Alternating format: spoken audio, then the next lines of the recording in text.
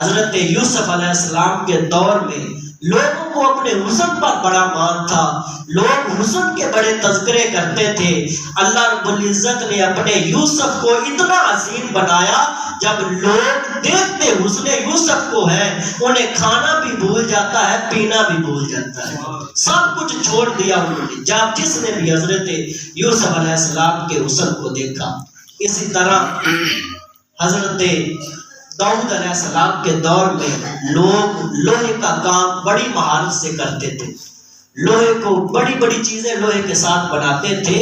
تو اللہ رب العزت نے جب داؤد علیہ السلام کو بھیجا تو آپ کے ہاتھ میں یہ برکت رکھی کہ یہ لوہا جو تھا آپ کے ہاتھ میں نرم ہو جاتا تھا، آپ کے ہاتھ میں نرم ہو جایا کرتا تھا۔ لوگ اس کو بھٹی کے اندر گرم کرتے، پھر اس کے بعد تلواریں جو بھی چیز بنایا کرتے تھے بناتے تھے۔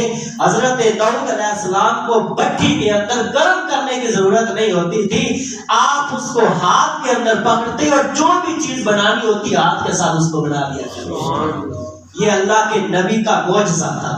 اسی طرح حضرت عیسیٰ علیہ السلام آپ کے دور میں بہت بڑے حکیم تھے، ہر مرض کا علاج کر لیتے تھے، ہر مرض کا، لیکن 3 مرضیں ایسی تھی جن کا وہ علاج نہیں جانتے تھے۔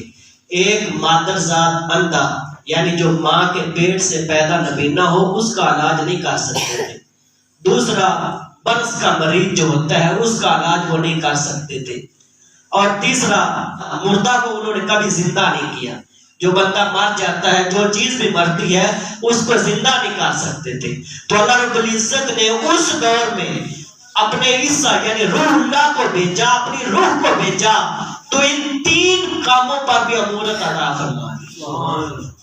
جب حضرت عیسیٰ علیہ السلام اس قوم میں آئے، اعلان نبوت فرمایا لوگوں تمہیں اپنی حکمت پر بڑا مان ہے لیکن تم یہ کام نہیں کر سکتے، جاؤ میرے پاس مادرزاد اندھے لے کر آؤ، میں اللہ کے حکم کے ساتھ انہیں آنکھیں عطا فرماؤں۔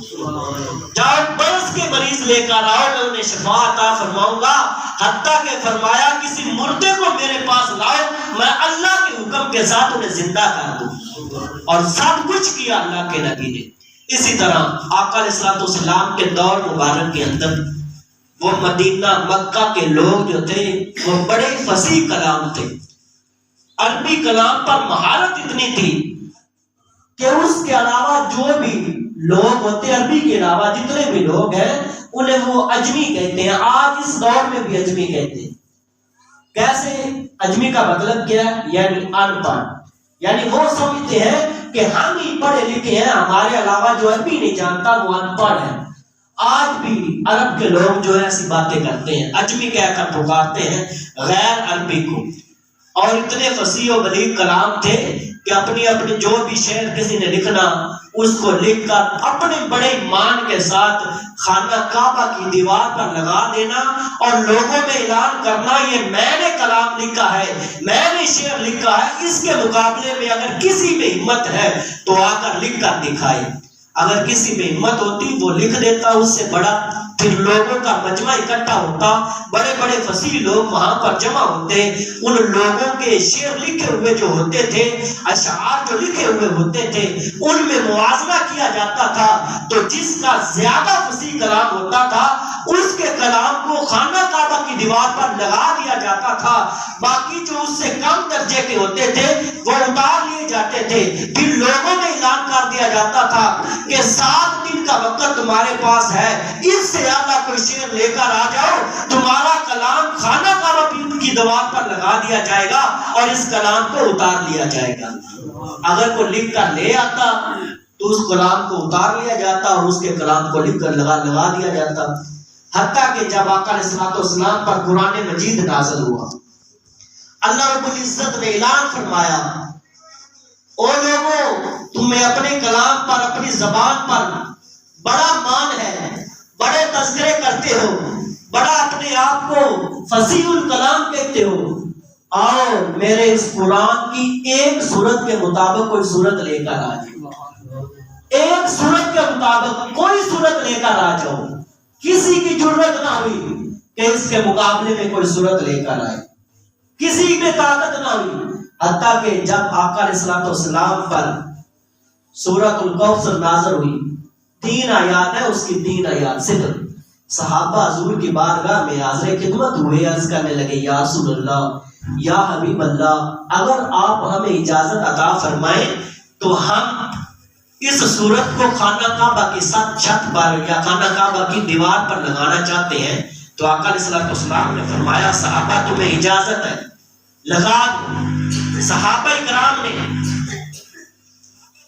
سورۃ کوثر کو لکھ کر کاغذ پر لکھا اور خانہ کعبہ کی دیوار پر جہاں پر ان کے کلام لکھے ہوئے تھے وہاں پر اس کو لگا دیا۔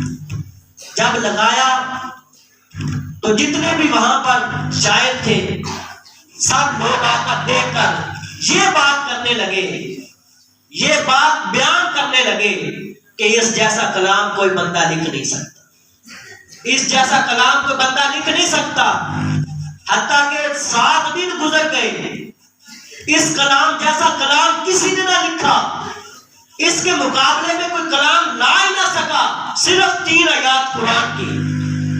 پھر ایک بڑا شاعر آیا، اس نے یہ 3 آیات پڑھی اور آگے کہا کہ یہ جو کلام ہے کسی بشر کا کلام نہیں ہے۔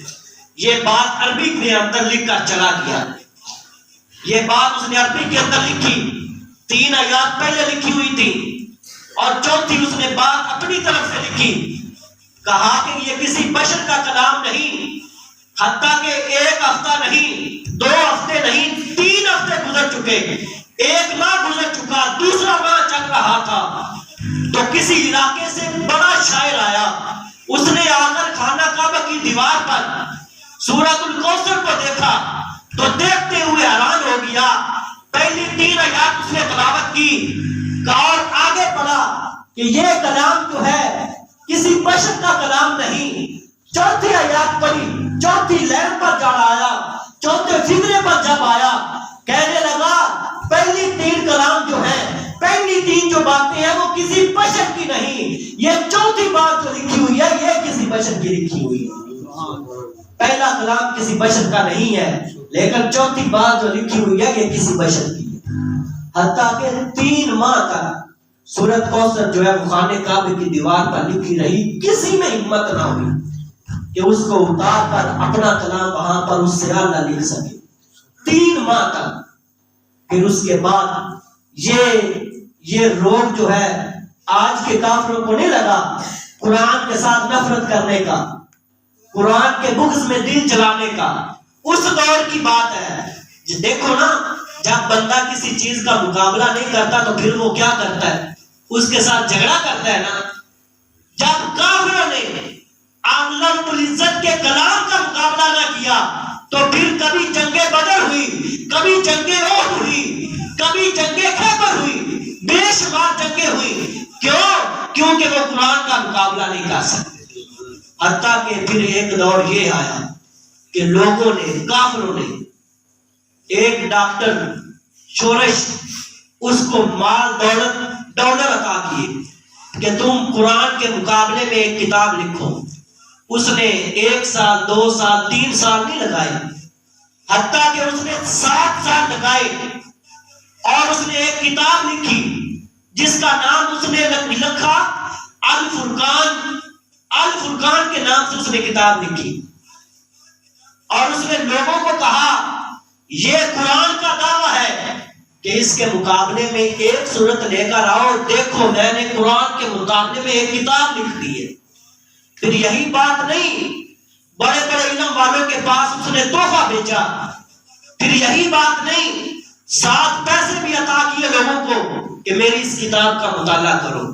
جو اہل علم تھے، علم جاننے والے تھے، جب انہوں نے اس کی کتاب کو دیکھا جس نے 7 سال لگائے تھے، قرآن کے مقابلے میں اس نے کتاب لکھی تھی الفرقان، علم والے اور اہل علم والوں نے جب اس کتاب کا مطالعہ کیا تو قرآن کا بھی وہ پہلے مطالعہ کر چکے تھے، انہوں نے اس کی کتاب کو پکڑ کر ردی میں پھینک دیا۔ انہوں نے کہا اور نادان بندے، تو قرآن کے ساتھ اس کا موازنہ کر رہا ہے، یہ قرآن کی ایک حرف کے برابر بھی نہیں ہے، قرآن کے ساتھ اس کا کیسے مقابلہ ہو سکتا ہے، قرآن کے ساتھ اس کی کیسے تطبیق ہو سکتی ہے۔